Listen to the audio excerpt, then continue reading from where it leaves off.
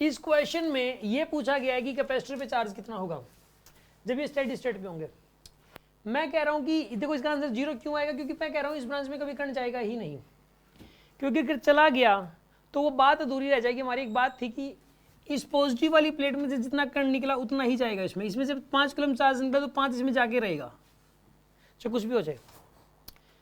और ऐसे ही इसमें भी जैसे 2 बैटरीज लगी हुई हैं, ठीक है ना, तो इसमें से अगर चार्ज निकला तो इसके अंदर उतना जाके रहेगा, और इसकी पॉजिटिव वाली प्लेट में जितना निकला उतना इसकी नेगेटिव में जाके रहेगा।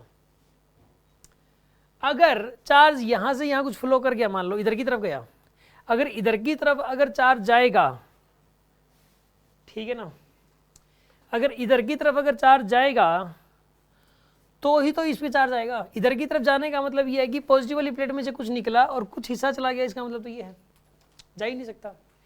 अगर चला गया चार्ज तो वापसी कैसे आएगा मुझे तो ये बताओ। मान लो इसमें से 5 कूलम निकला, 5 में से 2 कूलम इधर चला गया, 3 ऊपर चला गया, तो पॉजिटिव में से रूल इसको कोई ब्रेक नहीं कर सकता कि पॉजिटिव में से जितना निकला है उतना तो नेगेटिव में एंट्री करेगा ही करेगा, चाहे कहीं से भी आगे एंट्री करे।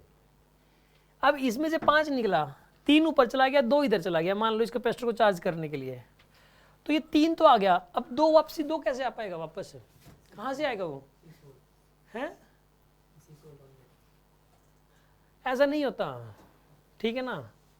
जो चार्ज गया है वही घूम के आता है, ऐसा नहीं कोई और दे देगा, चल भाई तू अपनी पूरी कर एक बार मैं तेरे को दे, मतलब यहाँ पे कोई इतना लेन देन नहीं चलता। जो चार्ज गया वही वाला कहाँ से लौट के आएगा, उसके लौटने का कोई जगह है ही नहीं। वही वाला चार्ज जब तक लौटने का रास्ता ना हो चार्ज नहीं जाता। आपको कोई ऐसा रास्ता है जहाँ से लौटने का रास्ता ना हो? मैं आपको कोई ऐसा रास्ता बता दूं जिस रास्ते पे लौटने का रास्ता ना हो?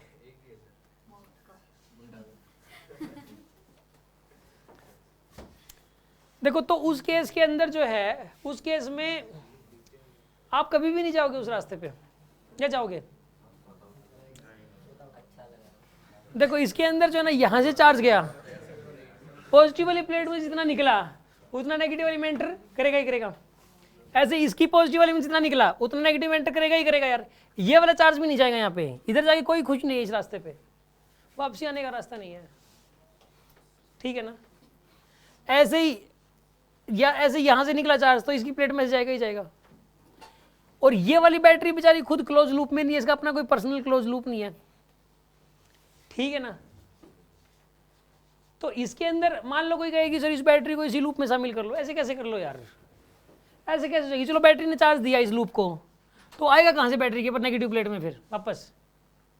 आप ये कह रहे हो कि मैंने आपसे क्वेश्चन बोला कि अगर इसमें से 5 निकला, 2 इधर चला गया, 3 इधर चला गया, तो 2 कहां से आएगा? आपने एक ने कहा था कि सर यहाँ इस बैटरी दे देगी 2, तो ये बैटरी लेगी कैसे? उसको भी 2 चाहिए फिर। वो 2 बैटरी को नहीं आया, तो नेगेटिव में एंट्री होनी चाहिए उसकी, वो पॉजिटिव में एंट्री हुई थी, नेगेटिव में एंट्री चाहिए क्योंकि निकला पॉजिटिव में से है। अगर निकल गया इसमें से कोई चीज तो ये नेगेटिव में एंट्री कैसे हो पाएगी, मेरे को तो ये बता दो आप। सीधी सी बात यही है, यानी कि इस ब्रांच में कोई भी करंट नहीं होगा। ये अपना लूप अलग है, ये लूप अलग है, दिखावे के साथ साथ लगे हुए हैं बस। कई बार दिखावे के 2 साथ साथ नहीं रहते।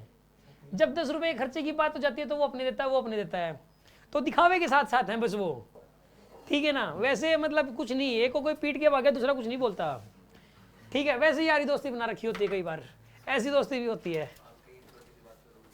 तो यहाँ पर जो इस केस के अंदर जो है, यहाँ पर ये बताइए आप, इस ब्रांच के अंदर कोई करंट जाएगा ही नहीं, ये कोई शक किसी को इस बात में?